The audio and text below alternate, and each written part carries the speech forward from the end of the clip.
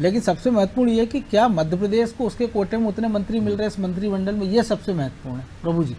हाँ बिल्कुल, निश्चित तौर पर मनोज जी, मध्य प्रदेश का कोटा इस बार जो है 4 से 6 जो मंत्री होते थे, इस बार संख्या घट सकती है, निश्चित तौर पर हमको ऐसा लगता है।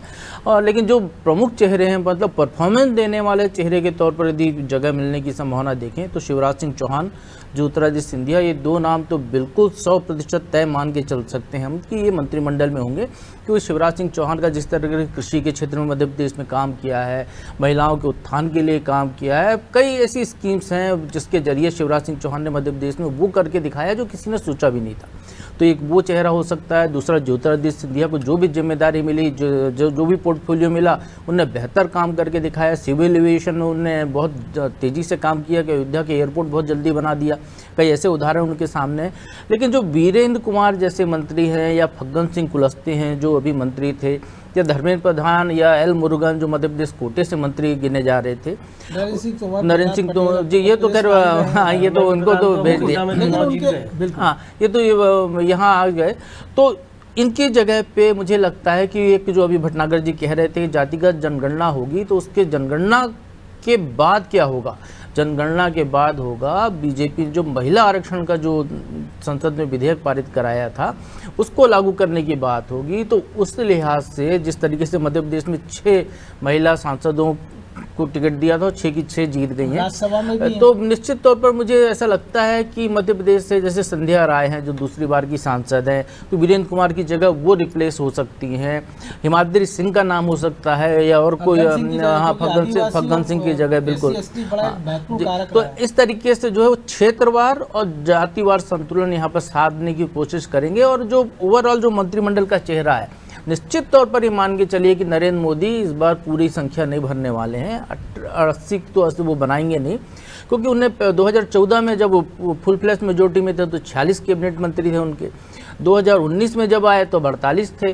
तो ये मान के चलिए कि 60 के आसपास ही संख्या होगी। जो नगीने होंगे बीजेपी के वो चुने हुए होंगे, परफॉर्मेंस देने वाले होंगे। बाकी दलों के साथ जो है, जो भी गठबंधन के जो सहयोगियों के साथ जो भी बातचीत होने के बाद होगा वो वहां पर दल देंगे, वो एक गुंजाइश रखेंगे यहाँ पर। लेकिन परफॉर्मेंस के आधार पर देंगे तो बीडी शर्मा को आप माइनस क्यों कर रहे हैं? देखिए, संगठन ने इतना बेहतर काम किया है। देखिए ब्रजेश जी, आ रहा हूँ उसी पे। पुराना यदि उसको देखते हैं, नरेंद्र सिंह तोमर अध्यक्ष थे, नरेंद्र सिंह तोमर को अध्यक्ष पद से हटाया, उसमें सरकार नहीं थी तो वो राष्ट्रीय महामंत्री बना दिया। उसके तुरंत बाद सरकार बनी तो मंत्रिमंडल में शामिल हो गए। तो जब वीडी शर्मा का कार्यकाल पूरा हो चुका है, वो एक्सेस कार्यकाल पर काम कर रहे हैं, जब ये हटेंगे तो निश्चित तौर पर बीजेपी, चूंकि मध्य प्रदेश में 29 सीटें उन्हें जिता कर दी हैं, परफॉर्मेंस बहुत अच्छा रहा है 2 चुनाव का, तो निश्चित तौर पर उनको भी मंत्रिमंडल में जगह मिलने की संभावना हम देख रहे हैं। हो सकता है चूंकि बीजेपी संगठन में भी राष्ट्रीय स्तर पर बदलाव होना है, तो हो सकता है कि संगठन में कोई भूमिका उधर मिल जाए या मंत्रिमंडल में मिल जाए जी, तो ऐसे कुछ बदलाव वहां पर हो सकते हैं।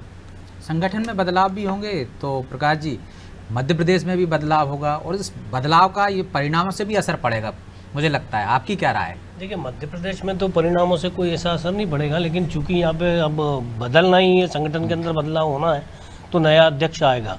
अब नया अध्यक्ष कौन आएगा ये एक अलग बात है, लेकिन यहाँ खास करके अब दिल्ली के अंदर सबसे इम्पोर्टेंट है जो संगठन में बदलाव होंगे, क्योंकि वहाँ पे जो बीजेपी का नया अध्यक्ष होगा वो गठबंधन के साथ भी उसको तालमेल, क्योंकि वहाँ पे जिम्मेदारियाँ अब ज़्यादा होगी, वहाँ पे आपको लचीलापन रखना पड़ेगा। प्लस इस चुनाव में भारतीय जनता पार्टी जिन कारणों से हारी है, उन कारणों की समीक्षा करने के बाद में उनको दूर करना होगा, क्योंकि भारतीय जनता पार्टी आज चुनाव हार गई, लेकिन निश्चित तौर पे वो बहुत जल्दी 29 की तैयारी चालू कर देंगे।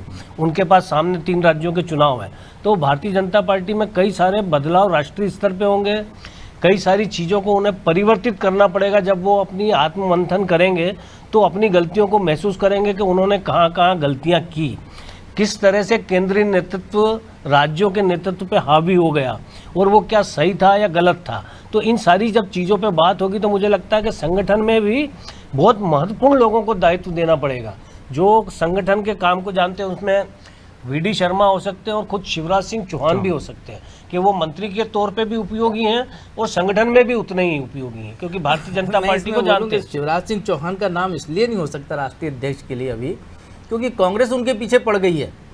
कांग्रेस के तमाम नेता, चाहे विवेक तनखा मध्य प्रदेश के हों, चाहे संजय यादव हों जबलपुर से विधायक, या फिर सुप्रिया श्रीनेत्र जैसे नेता हों, वो कह रहे हैं कि शिवराज सिंह चौहान को प्रधानमंत्री बनाइए, सबसे ज्यादा वोट से जीते हैं कायदे से वो देश उनके में। कहने पे तो भारतीय जनता पार्टी सुनेगी नहीं। तो राष्ट्रीय अध्यक्ष के तौर पर शिवराज सिंह का वो कद जो मध्य प्रदेश में रहा है और जो उनकी स्वीकार्यता मध्य प्रदेश के बाहर और हर वर्ग में है, बीजेपी को अब अपनी मुझे लगता है जरूरतों कि के वहाँ हिसाब पे- से करना पड़ेगा। कांग्रेस क्या कह रही है ये एक डिफरेंट मैटर है। बीजेपी की अपनी जरूरतें क्या है, क्या बीजेपी वहाँ पे कौन आपके लिए इफेक्टिव साबित हो सकता और है? मुझे लगता नहीं कि बीजेपी इस पे प्रभावित होती हो कि क्या मार्केट नहीं, में चल होना रहा भी है। नहीं चाहिए, क्योंकि मार्केट के ऊपर आप अपनी लेकिन पार्टी का ये चीज़ डिसीजन नहीं ले भी- सकते ये हो। चीज़ भी ध्यान रखना पड़ेगी।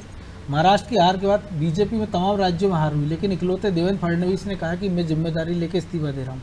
सम्राट चौधरी जो कि उप मुख्यमंत्री बिहार सरकार में, जिनके बारे में कहा जाता है कि नीतीश और उनका 36 का आंकड़ा है, और वो सिर पर जो कपड़ा बांधते तो उन्होंने कसम खाई थी तब खुलेगा जब मैं नीतीश को तबाह कर दूंगा। उन्हीं की सरकार में रहने के बाद भी वो कपड़ा अभी तक खोला नहीं, लेकिन आज वो प्रेस कॉन्फ्रेंस करके कह रहे हैं कि 2025 के विधानसभा चुनाव में पार्टी नीतीश कुमार के नेतृत्व में चुनाव लड़ेगी। तो ये बीजेपी में ऐसा नहीं कि राज्यों के साथ ऊपर से भी कहीं ना कहीं निर्देश होंगे निश्चित कि तौर कैसा पे आप- लचीलापन हमने आपको देखा दिखाना है। महाराष्ट्र बड़ा उदाहरण है, नहीं कर सकते हो मुख्यमंत्री ना। से सीधे उप मुख्यमंत्री बना दिया जाता है व्यक्ति को। तो नहीं,